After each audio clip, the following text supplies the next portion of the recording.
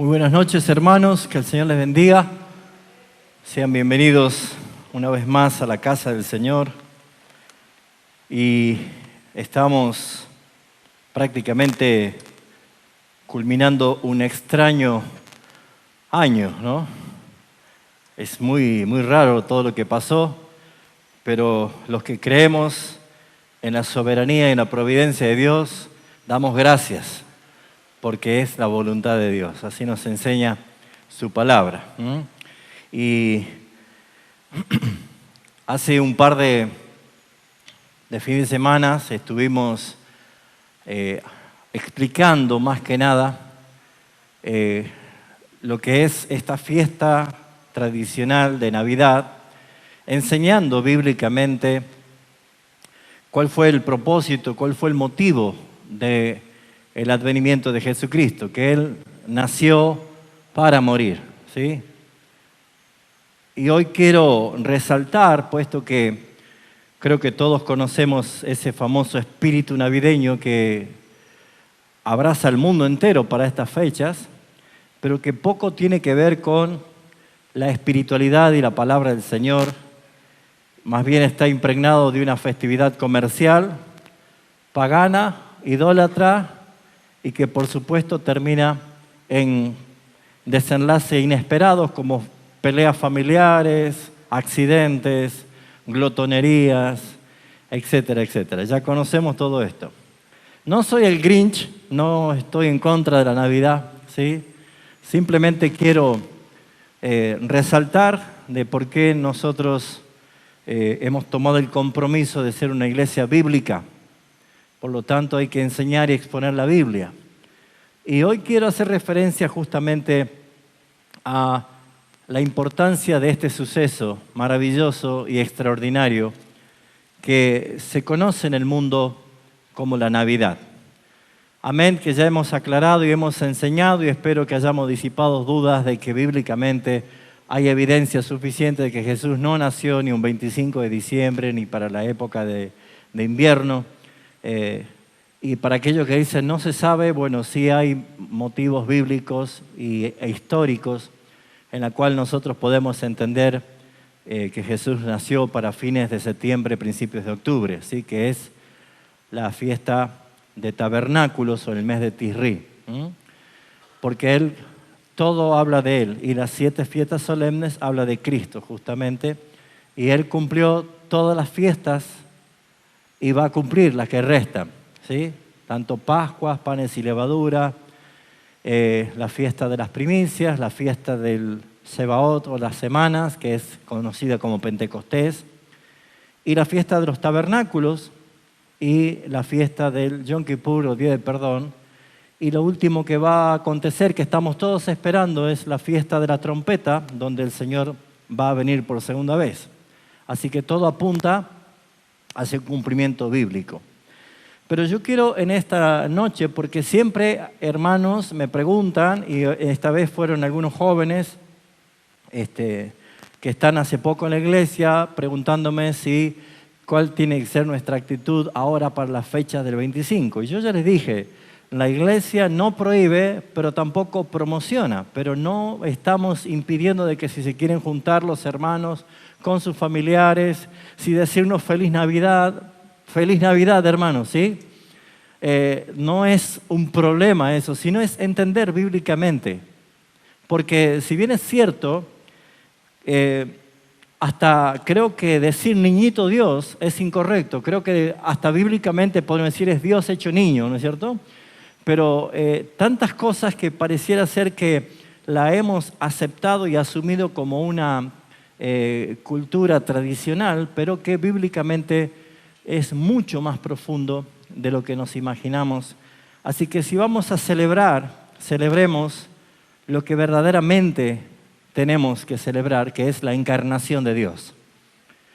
Es algo mucho más profundo que un nacimiento, porque a cada minuto en todo el mundo nacen vidas. Y este que nació no es como nadie, sino que es único, es Dios que se encarnó. Entonces, yo trato de darle argumentos bíblicos para que nosotros ese día no seamos sumergidos en la ignorancia del mundo, sino que nosotros, si vamos a decir gracias, Señor, porque viniste, sepa cuál es el motivo. Y ya hemos enseñado que Él vino para morir, pero hoy quiero que nosotros podamos glorificar a nuestro Dios por el hecho de la encarnación de Dios. Tómese unos segundos para meditar. Dios se encarnó y vino a este mundo. El creador del universo, de lo macro y de lo micro, del cielo y las estrellas y del sol, de la luna y todo lo que existe, se encarnó. Él vino, pero vino con un propósito. Y justamente quiero que podamos exponer la cita que ha leído Juan en Filipenses capítulo 2, del versículo 5 al 11. Y es muy importante entender esto de la encarnación, porque si le preguntamos a muchos creyentes, van a dar respuestas hasta de la escuela dominical de niños. Si preguntamos, ¿para qué vino Jesús? Y la respuesta simple es, para morir por mis pecados. Y es una verdad tremenda, es gran verdad, pero no es totalmente la verdad. ¿Por qué? Porque no solo vino a morir, vino a cumplir un plan que tiene como una culminación la muerte y la resurrección.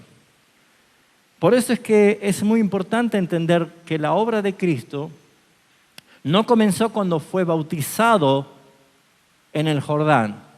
Muchos dicen Jesús inició su ministerio o su misión comenzó en el bautismo de Jordán. Tampoco cuando nació en Belén. Las Escrituras nos revelan a nosotros que claramente Jesús nació de la Virgen María a través del Espíritu Santo con un propósito y un cumplimiento de un linaje de David. Pero en realidad la obra de Cristo comenzó para lo que para nosotros que estamos en el presente continuo podremos decir en la eternidad pasada para poder entender. La eternidad es eterna, no tiene para nosotros una forma de medirlo. Pero como nosotros estamos en un inicio y tendremos un final, podemos decir que la obra de Cristo comienza en la eternidad pasada. Y esto, claramente las Escrituras nos enseña como el pacto de redención. Así que esta fiesta del 25 de diciembre va mucho más allá de decir Feliz Navidad, sino es poder dar gracias al Señor por su encarnación. Versículo 5 de Filipenses capítulo 2 dice, haya pues en vosotros este sentir que hubo también en Cristo Jesús, el cual siendo forma de Dios, no estimó ser igual a Dios como cosa a que aferrarse, sino que se despojó a sí mismo, tomando forma de siervo, hecho semejante a los hombres, y estando en la condición de hombre, ¿qué sucedió? Dígalo fuerte, ¿qué hizo? Dios se humilló a sí mismo, haciéndose obediente hasta la muerte y muerte de cruz. Por lo cual, Dios, aquí hace referencia al Padre, le exaltó hasta lo sumo y le dio un nombre que es sobre todo nombre, para que en el nombre de Jesús se doble toda rodilla de los que están en los cielos. ¿Quiénes estarán en los cielos? Vamos, fuerte. Los santos redimidos. ¿Qué más? Ángeles, serafines, todas las seres angelicales, ¿sí? Dice que todos los que están en los cielos, ¿qué más dice? En la tierra, ¿quién está en la tierra? Levante la mano. ¿Nosotros santos, los salvos únicamente? Todos. ¿Y qué será esto debajo de la tierra? ¿Los mineros? ¿Los que están en sótanos? Está hablando de las huestes de maldad, las muertes, las huestes de corrupción, que son claramente Satanás y todas sus huestes. Toda rodilla se doblará y toda lengua confesará que Jesucristo es el Señor, para la gloria de Dios Padre. Amén. Vamos a orar. Queremos glorificar tu nombre, Señor Jesucristo, Padre eterno, a través de la comprensión y la aplicación de tu palabra a nuestras vidas. Porque no hemos nacido sabiendo todo, hemos nacido para conocer la verdad. Y mientras más conocemos, más vivimos en la libertad que tú nos hiciste libres, Señor. Te ruego que en el nombre de Jesús, por el Espíritu Santo, nos ilumines nuestro entendimiento a través de tu palabra y que podamos vivirla y gozarnos tremendamente, eternamente, de la encarnación de nuestro Señor Jesucristo. Amén. El propósito de este mensaje tiene dos asuntos importantes. Primero, entender el glorioso evento de la encarnación. Muchos no saben esto, muchos ignoran esto, ¿sí? Y es muy importante que la iglesia de Jesucristo entienda lo que realmente es la encarnación de nuestro Señor Jesucristo. Número dos, es entender y a la vez imitar este patrón que nos enseña la palabra acerca de la humillación y de la exaltación en la obra de Cristo. ¿Cómo nosotros podemos también hacer esto? Porque dice, haya en vosotros este sentir. Y obviamente no está hablando de que Satanás se va a postrar a mis pies para decir que mi nombre es glorioso. No. Está hablando de Cristo. Pero ¿cuál es este sentir? Es la humillación y la exaltación de Cristo que nosotros vivimos en Él. Si nosotros no aprendemos a humillarnos como Él, no podremos compartir la exaltación de Cristo que Él quiere que nosotros estemos para ver su gloria también. Por eso, mis hermanos, es importante reconocer que en esta cita claramente se puede entender lo que es un pacto de redención y nos da a conocer de la perfecta relación que hay en el Dios Trino, el Dios que es en tres personas, el Dios que es Padre, que es Hijo y que es Espíritu Santo. Y este pacto de redención tiene algo muy importante para nosotros. Lo que sí tenemos que entender que en teología se hace una clara distinción de lo que es la persona de Cristo y la obra de Cristo. Es muy importante porque estudiamos cristología, estudiamos su persona, estudiamos quién es Cristo, pero a la vez también estudiamos, aprendemos y conocemos la obra de Cristo. Y si bien es cierto, aunque esta distinción es muy importante, es muy, muy sugerible de que nunca debemos permitir que se separe o se vuelva una separación entre Cristo y su obra. Porque ustedes habrán escuchado y habrán visto que muchos famosos de renombres en el mundo han sido personas que han triunfado en sus obras, pero como personas dejaban mucho que desear. El caso más reciente es lo que ha sacudido la muerte de este exfutbolista a nivel mundial conocido. De que no podemos negar que ha sido una maravilla como deportista, pero como persona ha sido peor de lo peor. Lo mismo cuando se ha hecho la investigación de un cantante famoso que ha fallecido también llamado Michael Jackson, en la cual se puede ver todo su éxito, pero se termina conociendo que la vida de la persona era totalmente promiscua. Y así podemos nombrar cantidad de generales, cantidad de filósofos, cantidad de expertos y científicos, en el cual nos conviene a nosotros separar su vida de sus hechos. ¿Por qué? Porque sus hechos pueden estar opacando o destruyendo su persona. En este caso no es así. Necesitamos nosotros entender que Cristo y su misión y su obra fue extraordinaria, es extraordinaria, en el cual nos permite a nosotros entender que el nacimiento de Jesús es mucho más profundo de lo que nos imaginamos. Porque entender la obra de la cruz a la luz de la persona que la realiza, en este caso Jesucristo, cobra mucho más interés al saber que el que murió en la cruz no fue cualquiera, sino que fue la persona más extraordinaria que habitó en este mundo. Así que lo primero que quiero resaltar es el pacto de redención. Porque la obra de Cristo comenzó en la eternidad pasada. Es lo que nosotros podemos decir que comenzó en la eternidad pasada, según nos revela la Escritura. Pero Él es Dios, es eterno, es increado.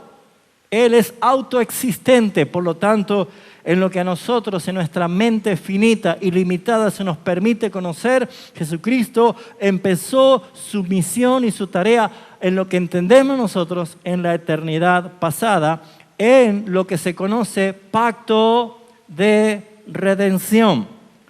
Y aunque la mayoría de los cristianos están muy familiarizados con la palabra pacto, pero están familiarizados con el pacto de Abraham, con el pacto de Moisés, que es el pacto de Sinaí, el pacto de David, pero muchos no conocen o no están muy familiarizados con el pacto de redención. Porque este pacto de redención se refiere a un acuerdo en la pluralidad de Dios, entre Dios Padre, Dios Hijo y Dios Espíritu Santo, desde la eternidad pasada, para ejecutar un plan.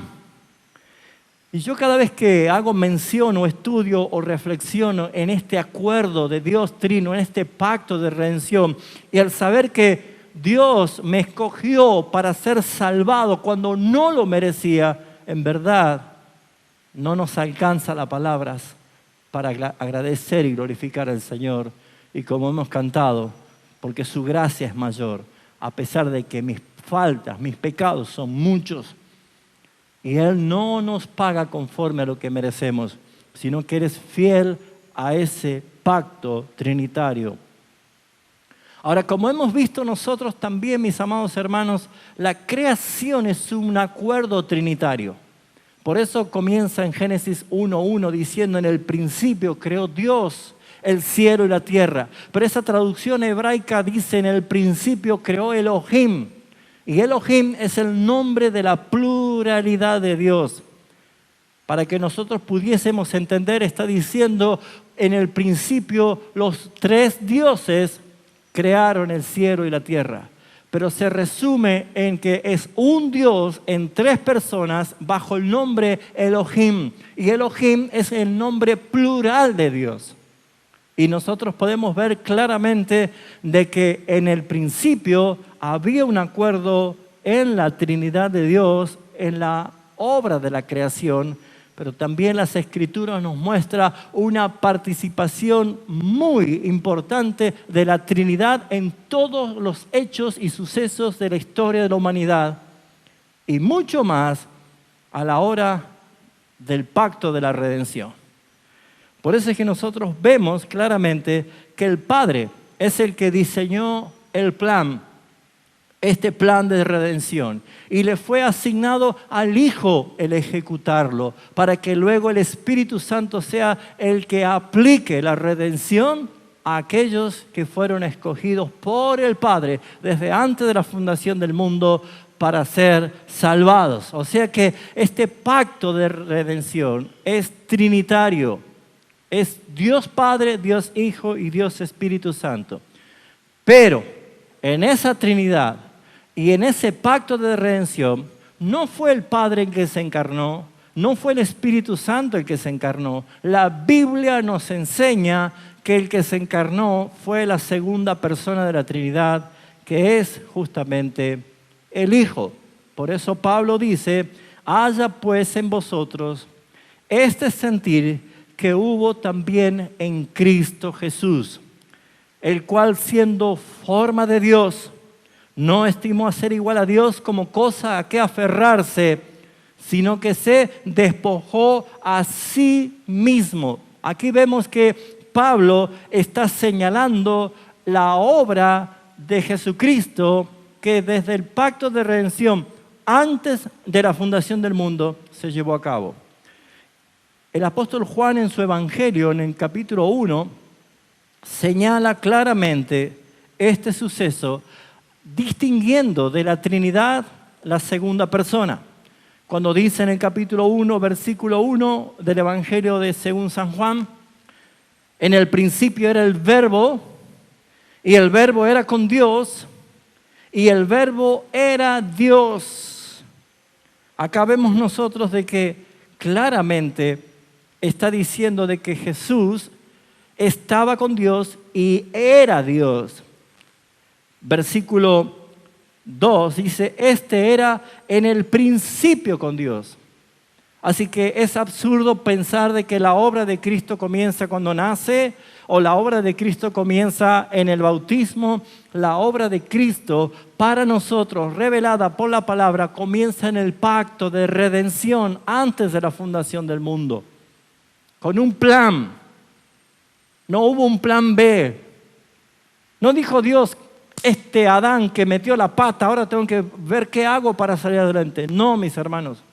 La soberanía de Dios nos enseña que hay un Dios que planifica todas las cosas. Y como dice el Salmo 139, dice, en tu libro estaban escritas todas las cosas que fueron luego formadas sin faltar una de ellas. Él es Dios, Él es único, no hay otro como Él, que anuncia el final desde el principio. Y dice, mi consejo permanecerá y haré todo lo que quiero. Ese es nuestro Dios.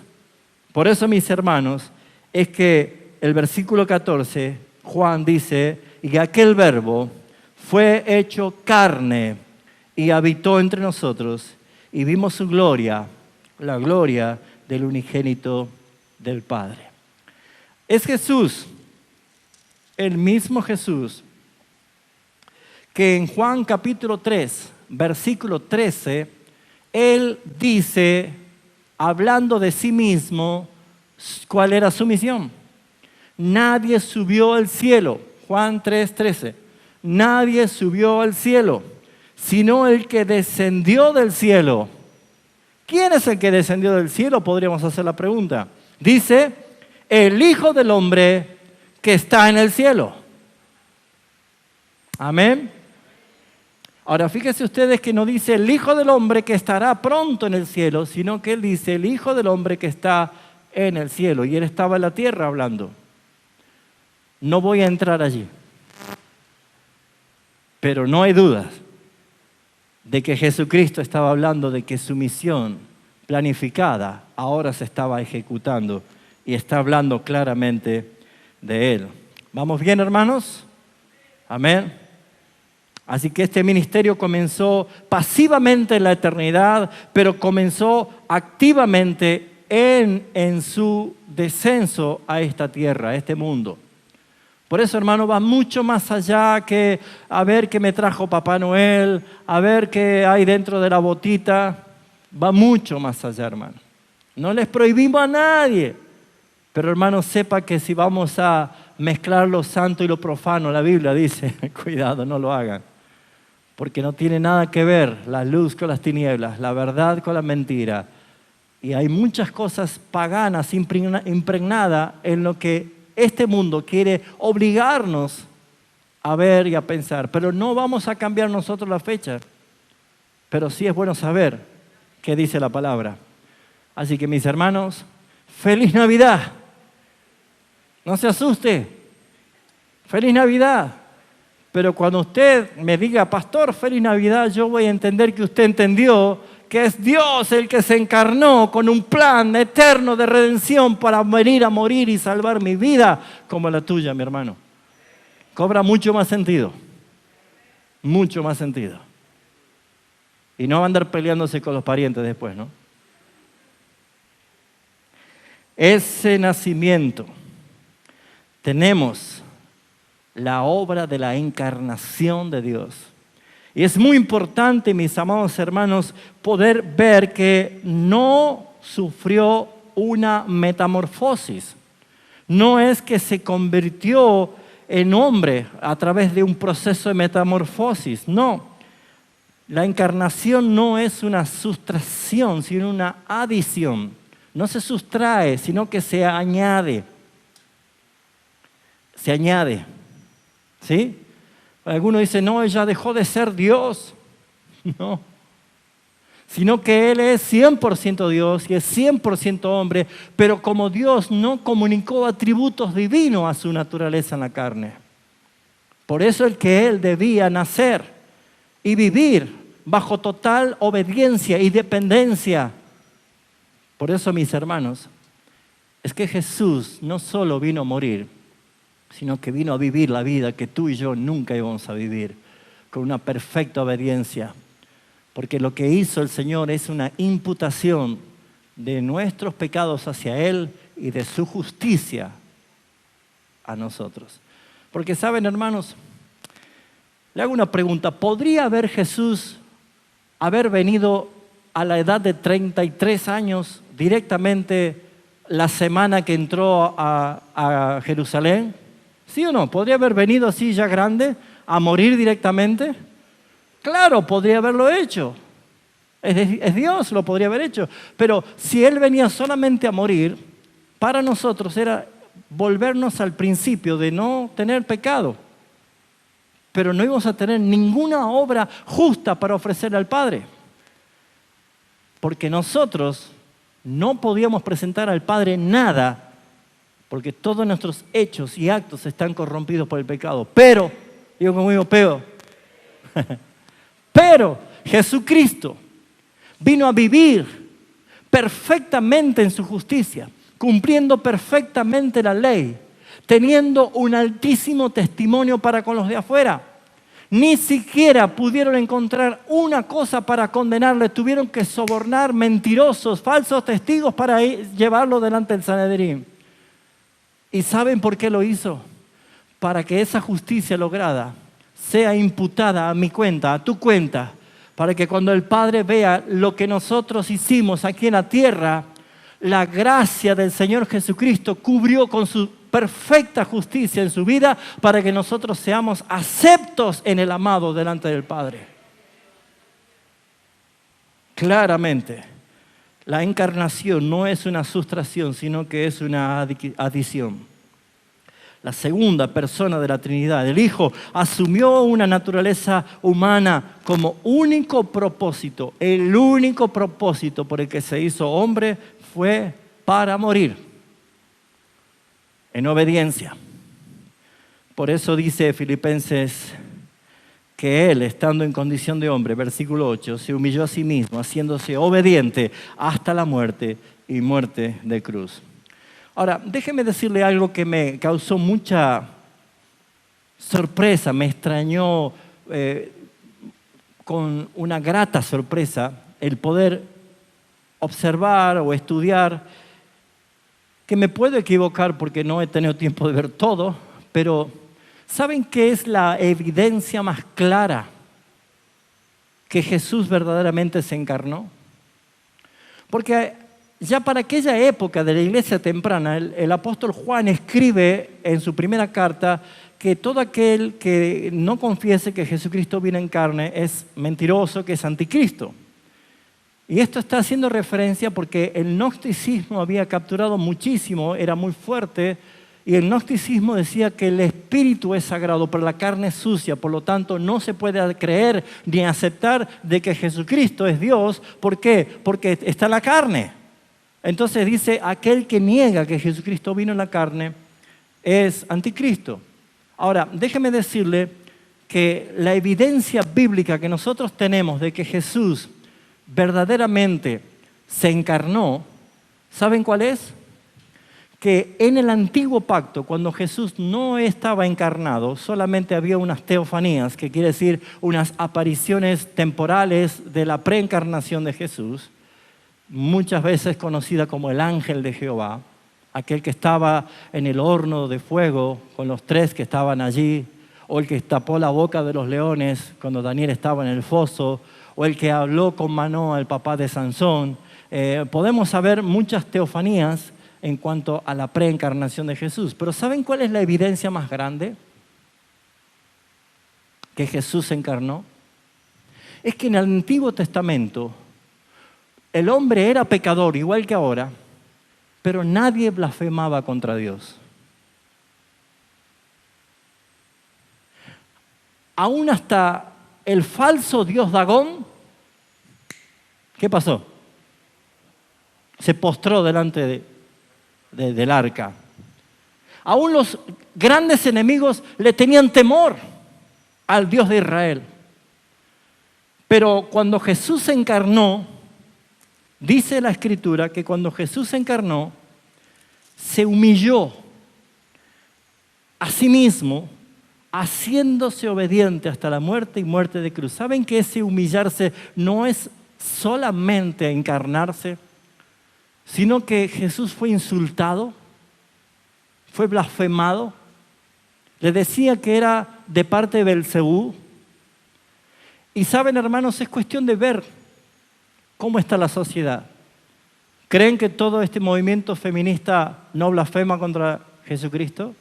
El movimiento gay, que lo hacen disfrazarse a Jesús como gay y anda caminando por las calles.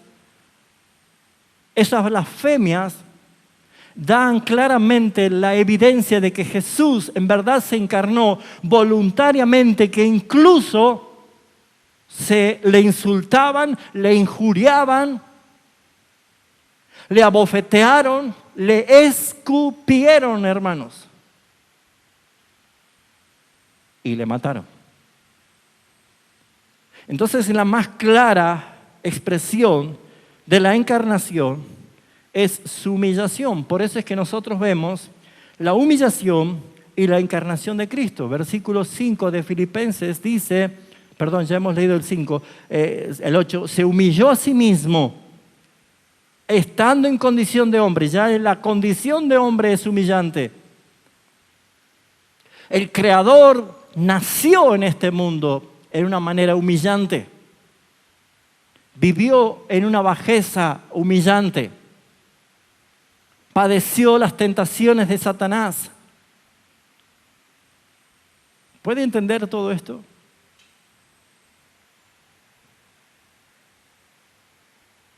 Algunos teólogos aseguran que este fragmento del versículo 5, el versículo 11 del capítulo 2 de Filipenses es no parte del fragmento de la carta de Pablo, sino que Pablo introduce un fragmento de un himno kenótico.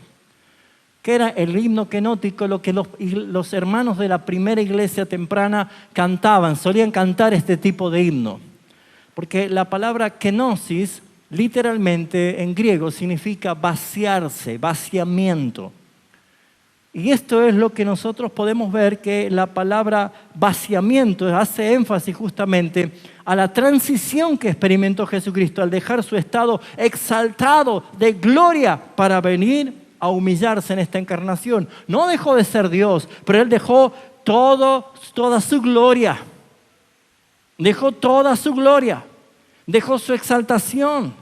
Los ángeles, querubines, serafines, los que estaban alrededor del trono para cantar y alabar y adorar a Dios de día y de noche, no tuvieron a su Señor allí, porque Él se vació de gloria, se vació de exaltación, se vació de honor, se vació de toda honra, se vació para llenarse de humildad, humillarse a sí mismo. Hermanos, cuando usted diga feliz Navidad, celebre la encarnación de Dios por tu vida, porque todo esto lo hizo para salvarte. Este es un claro patrón bíblico de la humillación y de la exaltación de Cristo. Jesús, siendo exaltado, grandemente exaltado en los cielos, Él accedió a unirse a nosotros en nuestra humanidad.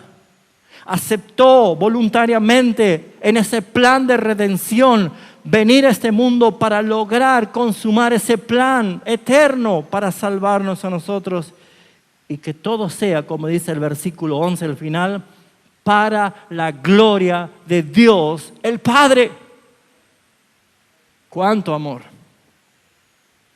Así que al entrar en la carne, Jesús sufrió una profunda humillación. A lo largo de toda su vida en la tierra sufrió humillación y empeoró cada vez más. Lo querían matar, lo insultaban, buscaban la forma de matarle. Tuvo que someterse a los fariseos, a la hipocresía de los religiosos de la época. Tuvo que confrontar con la mentira de los que adulteraban la ley. Tuvo que resistir a Satanás en la tentación. Su humillación fue tremenda.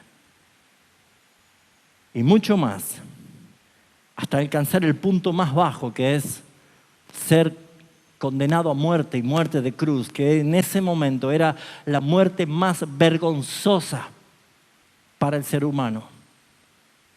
Nosotros vemos en las películas que Jesús aparece con una chiripa acá, pero la muerte en la cruz era totalmente desnudo, en su vergüenza, exhibiendo toda su vergüenza. Por eso que ellos le despojaron de su ropa. Por eso, mis amados hermanos, creo que es importante, si vamos a celebrar, es celebrar la encarnación de nuestro Dios y Señor Jesucristo. Cuánto amor por nosotros. Por eso es que después de la crucifixión comienza el inicio de la exaltación.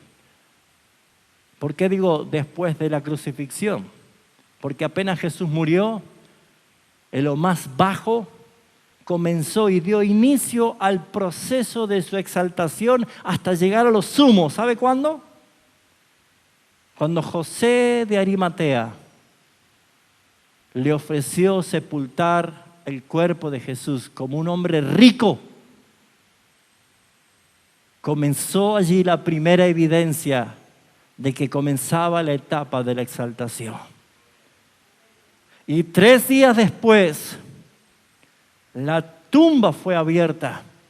Los ángeles celebrando la gloria y la victoria de su Señor. Su rostro resplandeciendo. Sus vestiduras puras, limpias. Que no quiso que María Magdalena lo tocara. La exaltación comenzaba a manifestarse, mis hermanos. Por eso es que esa kenosis que Pablo nos enseña del vaciamiento tiene un propósito. Pablo dice que no estamos dispuestos, si no estamos nosotros dispuestos a identificarnos en su humillación, nunca compartiremos su exaltación, mis hermanos. ¿Eso qué quiere decir? Cristianos que se andan avergonzando de ser cristianos, déjenme decirle que no son cristianos. Y su condenación está pronto de llegar. Porque el que se avergüenza de mí, de mis palabras, yo me avergonzaré de ellos el día de la gloria cuando venga con mis santos ángeles. No me avergüenzo del Evangelio porque es poder de Dios, mis hermanos. Por eso es que este mundo se encargó suficientemente de maquillarte como la iglesia, lo último y lo más bajo que puede haber para una persona. Mejor es vivir de todo, la alegría y la fiesta que te da este mundo. Pero esa risa es un llanto disfrazado, mis hermanos. No hay mayor gozo para un pecador que merecía ir al infierno que sentir que ha sido justificado y que fue escogido desde antes de la fundación del mundo en un plan perfecto de redención, mis hermanos. Todos tus pecados están perdonados, pasados, presentes y futuros. No tengas miedo de decirlo, porque Jesucristo pagó en la cruz del Calvario por ti. Así que si alguno no se identifica con su humillación, cuando el apóstol Pedro dice que sufriremos, Mire, no acostumbro decirle esto, pero decirle que está al lado tuyo, hermano, vas a sufrir por causa de Cristo. Sufrirás, padecerás, porque nosotros estamos en un mundo que odia a Dios y te odia a ti porque has recibido el testimonio de su palabra. Así que, mis hermanos, si no estás dispuesto a identificarte con su humillación, ¿por qué pretendes participar de su exaltación? Pablo dice, yo he peleado la batalla, he acabado la carrera, he guardado la fe. Ahora me voy a buscar mi corona que el Señor juez justo tiene preparada no solo para mí, sino para todos los que aman su venida. El día de nuestra redención se consuma cuando escuches pronto las trompetas sonar, cuando veas al Rey de Gloria venir en las nubes. Hoy todo el mundo quiere celebrar el nacimiento de un niñito, o sea, celebrar la primera venida, pero muchos llorarán ante la segunda venida. ¿Cómo es tu actitud ante la víspera del advenimiento de Cristo por segunda vez? Iglesia, despiértese, porque no hay nada más precioso para los ojos de Jesucristo que su amada iglesia aquí en la tierra. Sus ojos están sobre ella, dio su vida por ella. El glamour de este mundo es vómito para el Señor. Lo que el mundo llama belleza es abominación ante los ojos del Señor. Pero aquel pobre pecador que ha sido lavado por la sangre del Cordero es la niña de sus ojos. Es por quien Él murió voluntariamente y deleitándose aún viendo el gozo delante de Él. No le importó el dolor, no le importó el abandono del Padre, mis hermanos. Por eso, esta kenosis, este vaciamiento, es verdaderamente maravilloso. En el siglo XIX, los eruditos liberales, ellos propusieron que la teoría de la kenosis de la encarnación, diciendo que la encarnación del Hijo de Dios le dio resultado a la eliminación de sus atributos divinos como omnisciencia, omnipresencia, pero la naturaleza divina no se perdió, ninguno de sus atributos se perdió, sino que en la encarnación no comunicó esos atributos divinos a su naturaleza, la carne. Porque si Él dejaba alguno de esos atributos, ya no iba a ser inmutable, y Dios es inmutable, Él no cambia. Quiero ir concluyendo, el camino de la suprema excelencia en gloria. Versículo 9, por lo cual Dios también le exaltó hasta lo sumo. Aleluya. ¿Sabe lo que va a hacer ver eso, hermano? Y le dio un nombre que es por sobre todo nombre, para que en el nombre de Jesús se doble toda rodilla de lo que está en los cielos, en la tierra y debajo de la tierra, y toda lengua confiese que Jesucristo es el Señor. Después de la más baja humillación, Jesús fue nuevamente exaltado por el Padre. Jesús en su oración sacerdotal de Juan capítulo 17 está diciendo: Padre, la gloria que tuve contigo antes que el mundo fuese, dámela otra vez.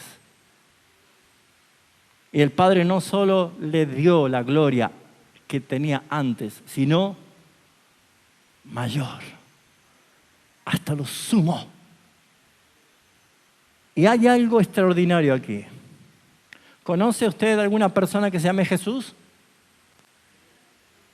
¿Sí? ¿Conoce? ¿Qué diferencia tiene esa persona que se llama Jesús con este Jesús que es el Hijo de Dios? El nombre es igual, ¿no es cierto? Cuando está haciendo referencia de la exaltación que el Padre hizo y le dio hasta lo sumo, le dio un nombre, dice.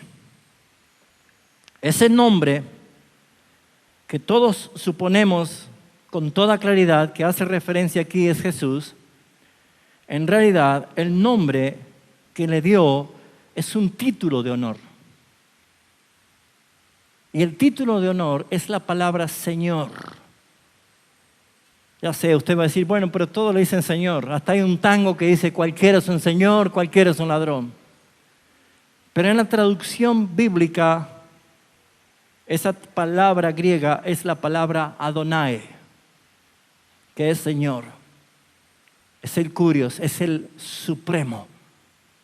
Y sabe, mis hermanos, tal vez no estamos acostumbrados nosotros a orar invocando el nombre de Adonai.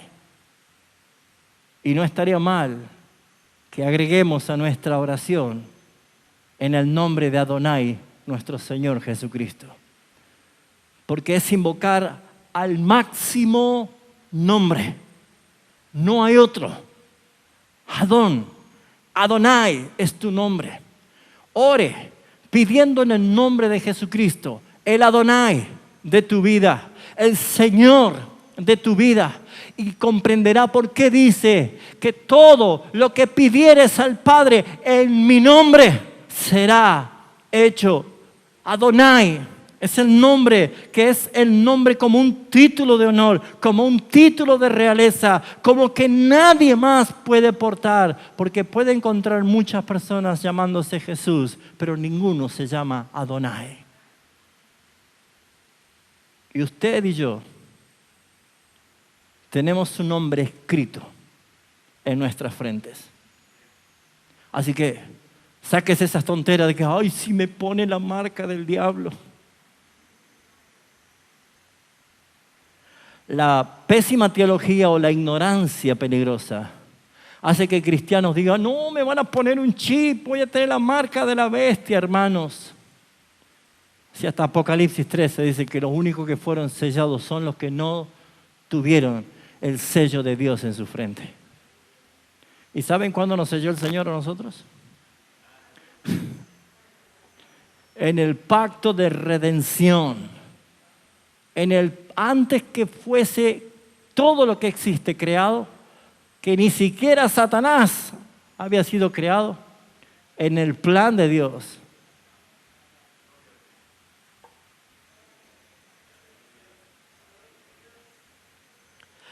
Ya estaba tu nombre escrito en el libro de la vida. Por eso no hay manera de temer. No hay forma de temer. No hay nada creado que nos pueda separar de su amor. Absolutamente nada. Gloria a Dios. La aplicación es esta. Reflexiona sobre este hecho de que el Padre, el Hijo y el Espíritu Santo planificaron,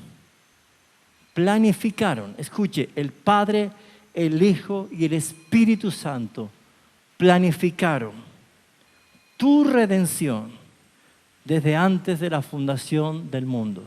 Escuche una vez más, no se distraiga. Medite en esto. Medite en lo personal. El Padre,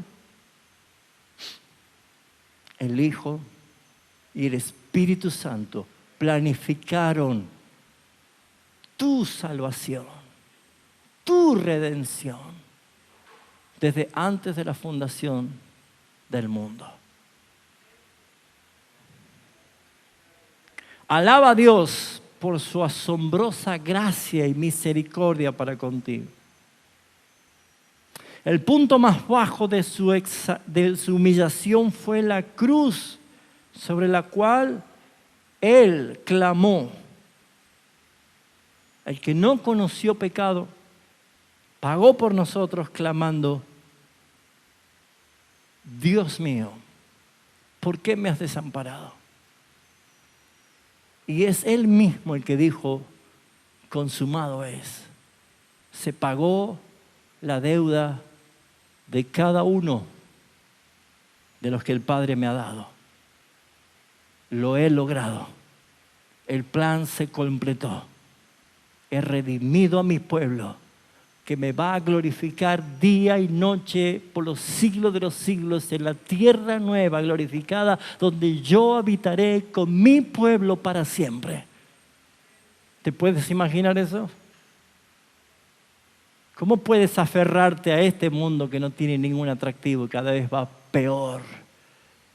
¿Por qué no abrazas la esperanza de que hay un lugar para ti preparado por el Señor? Si no fuera así, dijo el Señor, yo no lo hubiera dicho. Yo voy a preparar un lugar para ustedes. Aleluya. Su gracia es mayor. Ahora sabes que puedes orar al Padre pidiendo cualquier cosa, invocando Adonai. Dígalo, diga Adonai. ¿Vio que no tenemos registrada esa palabra? Adonai, Adonai.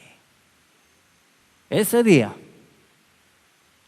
todos los que están en los cielos, en la tierra y debajo de la tierra, incluyendo al mismísimo Satanás, estarán de rodillas y su lengua diciendo, Adonai es Jesucristo.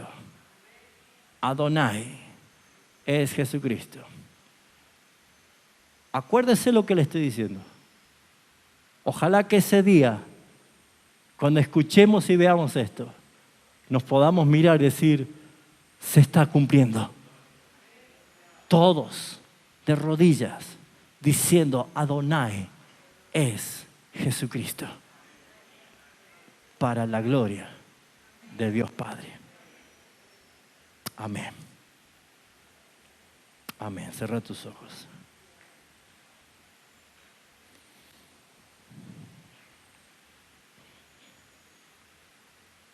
Tu gracia es mayor, mi Rey, mi Señor. Tu gracia es mayor.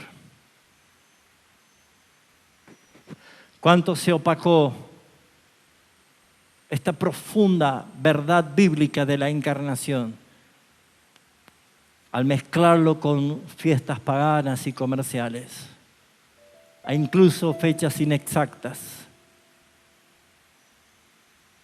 Pero gracias, Señora, que por tu verdad y por la luz de tu palabra nos sacas de esa ignorancia.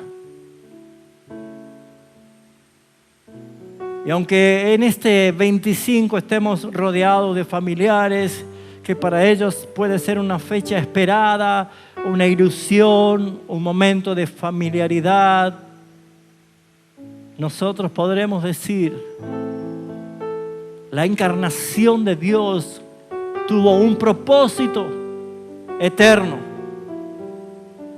Es salvarme, pero también te ofrece la salvación a ti. Señor, ayúdanos a ser fieles, fieles a tu verdad, fieles a tu palabra. Ayúdanos a alabar tu nombre, que es el que tiene todos los méritos. Y como dice Apocalipsis, el único que es digno de la alabanza, el único que es digno de la gloria, de la admiración. Alabarte por quien eres tú y por tu obra maravillosa desde el siglo y hasta el siglo. Tú eres Dios. Te alabamos y te bendecimos y te damos gloria a ti. La iglesia te alaba, te exalta, te magnifica. Oh Adonai, Rey de mi vida, Señor de la iglesia, Príncipe de paz. Digno eres de gloria, digno eres de honra. Disipas las tinieblas, expulsas el temor por la fe que tú nos has dado. Oh mi Rey, mi Señor, queremos darte a ti la gloria, queremos darte la gloria. Toda la gloria es para ti, Señor.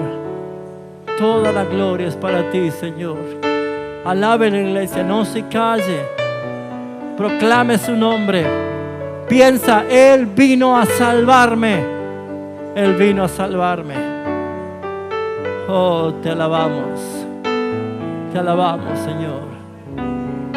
Te alabamos, Rey.